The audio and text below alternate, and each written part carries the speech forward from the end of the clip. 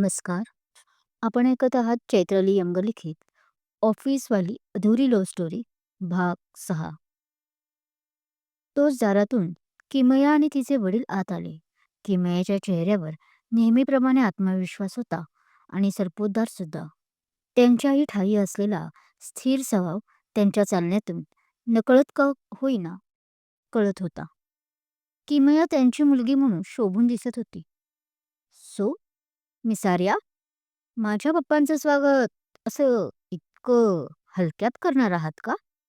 तिच्या त्या दोन्ही रिकाम्या हाताकडे पाहून किमया आपल्या पप्पांकडे पाहत कुटील हास्य करत विचारते. "हं? न नाही." पण यावर आर्याला काय बोलावं ते कळत नाही. "अंकल, पाणी." तोच सुनयना पाण्याची बॉटल त्यांच्या हातात देणार की ते पाण्याची बॉटल मिस्टर सरपोतदार यांच्या अंगावर जाऊन पडते. "सॉरी, सॉरी, ते चुकून." ज्यामुळे सुनैना चांगलीच घाबरून जाते. "चुकून? रिअली?" किमया उपरोधाने म्हणाली. "तुमच्यासारख्या मना अशा वेंधळ्या मुलीकडून अजून काय अपेक्षा करावी?" तिचं असं बोलणं ऐकून सुनैनाला कसं तरीच वाटले मनातून. कारण अख्खा स्टाफ समोर होता. तिने रडत मान खाली घातली कारण किमयाने तिचा बोलताना हातही घट्ट पकडला होता. "मिस किमया." पण आर्या आता तिथे त्यांच्याजवळ जाऊन उभी राहत किमयाचा हात सुनैनाच्या हातावरचा बाजूला करत बोलते. सुनैनाला झालेला त्रास शेवटी आर्याला सहन झाला असता का? कितीही झालं तरी आता तीच तिची ऑफिसमधली बेस्ट फ्रेंड होती. "जे काही तुम्ही चालवलं आहे ना, ते बरोबर नाही." आणि पुढे तिने रागातच आपले बोट नाचवत म्हटले. "हे मुली, तू कुणाशी बोलत आहेस माहीत आहे का?" तोच किमयाचे पप्पा तिच्या बोटांना खाली करत रागात बोलतात. "शी इज माय डॉटर.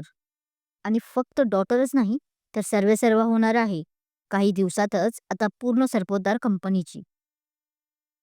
शिवाय ती मिस्टर." तिचे पप्पा आता इकडे तिकडे पाहतच असतात की समोर त्यांना एका कोपऱ्यात उभा राहून शांतपणे ह्यांनाच पाहत असलेला अजय दिसतो. तसे ते त्याच्याकडे पाहून हात करत स्माईल करतात. "अजय, अजय कुमार." तोच किमया त्यांना मध्ये काटत बोलते. कारण तिचंही आता तिच्या पप्पांबरोबर लक्ष जे गेलं होतं. तशी ती स्माईल करत त्याच्याकडे जाते. "हं, मिस्टर अजय कुमार." तिचे पप्पाही आता त्याच्याकडे पाहून परत एकदा गोड अशी स्माईल देतात. पण ज्यात गूढताच जास्त होती. "सोडा सरपोतदार सर. कुठे एका मामूली एम्प्लॉईच्या नादी लागता? चला, आपण माझ्या केबिनमध्ये जाऊ." तसा अजय आता पुढे येऊन त्यांना स्मित करत म्हणतो आणि पुढे चालायला लागतो. तेही नेहमीप्रमाणे ऐटीत पॅन्टच्या दोन्ही खिशा हात हात घालतच. "हो ना पप्पा, आपण केबिनमध्ये बसू." किमया एक टेबलवरचा टिश्यू पेपर उचलून ते कोटवर सांडलेलं पाणी झटकत बोलते आणि तिचे पप्पाही म्हणून त्यांच्या मागे चालू लागले. एवढा वेळ सुनैना आणि आर्या मात्र शांत उभे राहून पाहत होत्या. खरं तर यात सुनैनाची चूक असल्याने काही तिला बोलताही येत नव्हते आर्याला. शिवाय सरपोतदार सर असल्याने गप्पही राहावं लागत होतं. शेवटी आत्ताच जॉईन झाल्याने नोकरीचाही सवाल होताच ना. "तुम्ही वा पुढे, मी आलोच." केबिनच्या जवळ येताच अचानक मागे पाहत अजय अगदी अदबीने त्या दोघांना आत जाण्यासाठी खुणावत बोलतो. "अरे पण अजय." पण किमयाला त्याचं असं वागणे बिलकुल आवडले नाही. तिला माहीत होते त्याचं आता काय काम असेल आणि म्हणूनच ती त्याला अडवत बोलली. "Kimu darling, just give me 2 minutes." तो तिच्या गालाला स्पर्श करत हसून म्हणाला आणि आपला कोट नीट करत बाहेर पडला. "किमया, चल आत बसू. मला जरा महत्वाचं बोलायचं आहे तुझ्याशी." पप्पा तिला आत घेऊन जातात, जी सध्या रागाने त्याला पाहत होती. म्हणत तीही त्यांच्या मागे आत केबिनमध्ये गेली. "सो मिस आर्या, तुमचं भांडून झालं असेल तर कामाला सुरुवात करायची का? नाही म्हणजे आपले क्लायंट खोळंबले आहेत केव्हाचे, की त्यांच्या चहा पाण्याचंही पाहणार आहात?" आता तो या दोघींसमोर येऊन उभा राहिला होता. आधी त्याने सुनैनाकडे पाहिले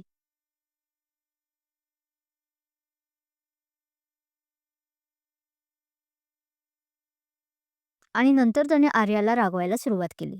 त्या दोघी आपल्या डेस्ककडे वळणारच होत्या की ते दत्त म्हणून उभा राहिला होता. क्लायंट? पण ते ऐकून दोघींनी एकमेकींकडे पाहिले. पण ते कधी आले? आम्हाला नाही सांगितलं.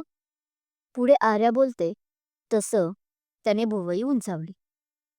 म्हणजे ते येताना दिसले नाहीत आम्हाला.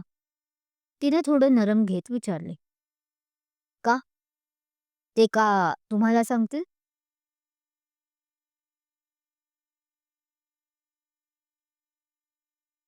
आणि आता काय त्यांनी तुम्हाला विचारून आत यायचं आणि आता काय त्यांनी तुम्हाला विचारून आत यायचं होतं का मिस आर्या? पण तिथे आलेली आता किमया रागावून बोलते. ती पप्पांना आपल्या केबिनमध्ये बसून आलेच मी म्हणून अजयच्या मागे मागे आली होती. तिला संशय होताच की अजय आर्याकडे गेला असणार आणि ते खरं झालं होतं. नाही मॅम, तिला आता सुनैना मध्ये पडते, पण किमयाने तिच्याकडे रागात पाहिले. तशी ती शांत बसली. मिस सुनैना, वादावादी घालण्यापेक्षा जा आणि चहा कॉफीचं बघा.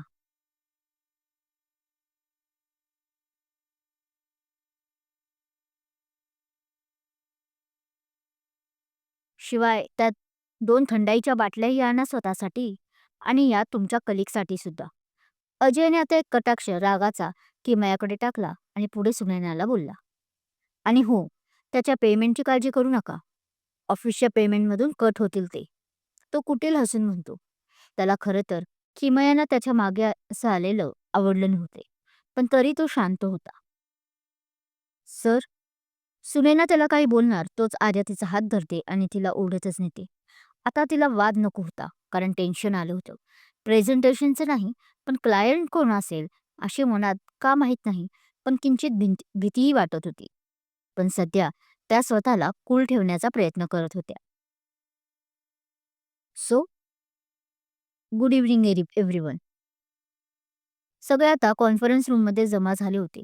हा प्रोजेक्ट कंपनीसाठी खूप महत्त्वाचा होता आणि त्यात सगळ्यांनी सहभागी असणे गरजेचे असल्याने त्याने सर्वांनाच इन्व्हाइट केले होते. अगं सुनैना, ही मीटिंग तर प्रायव्हेट मीटिंग होणार होती ना? आर्या आणि सुनैना यांना मात्र थोडा म्हणजे 1-2 मिनिटे रूममध्ये यायला उशीरच झाला होता. बिचाऱ्या प्रेझेंटेशनची कसून प्रॅक्टिस करत ज्या होत्या. त्यामुळे कॉन्फरन्स हॉलमध्ये एवढी गर्दी असेल असं वाटले नव्हते. त्यामुळे आता आर्याने जरा गोंधळूनच विचारले. मिस आर्या आणि मिस सुनैना, तुम्हाला नवीन पद्धतीने वेलकम करायचं का? तोच अजयला या दोघी दिसल्या आणि याने मान नकारात हलवत म्हटलं. बसायला काय आता खुर्च्या देऊ का? त्याने रागात कटाक्ष टाकत म्हटलं.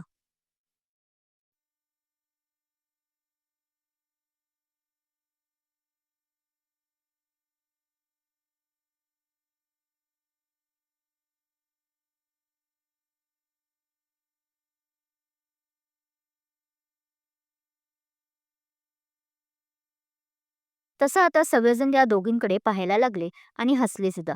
किमयावतीचे पप्पाही आले होते. किमयाने या दोघींना मनात युजलेस म्हणून शिवी दिलीच. नो नो सर, म्हणत दोघी पटकन तिथे जवळच असलेल्या खुर्चीवर बसून घेतात. सो, मी सांगत होतो की त्याने आता परत आपले बोलणे सुरू केले. आपल्याला 2 क्लायंट या प्रोजेक्टसाठी भेटले आहे. त्यातील एक जण आज आपल्यासमोर उपस्थित आहे.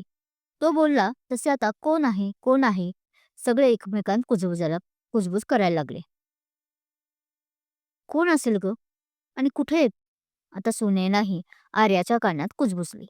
तसं आर्यानेही मला तरी काय माहीत वाला लूक दिला आणि दोन्ही खांदे उडवले. मला तर एकदाही दिसले नाही. पण सुनैनावर काही फरक पडला नाही तिच्या अशा पाहण्याचा. कारण तिच्याकडे न पाहता उत्सुकतेने किमया आणि तिच्या पप्पांकडे पाहत होती की तो क्लायंट तिथे तर बसला नाही. कोण असेल हा क्लायंट हे जाणून घेण्यासाठी ऐकत रहा. ऑफिसवाली अधुरी लव्ह स्टोरी. कथा जर आवडत असेल तर लाईक कमेंट करायला विसरू नका. आणि हो, अजून चॅनल सबस्क्राईब केला नसेल तर सबस्क्राईब जरूर करा. Thank you.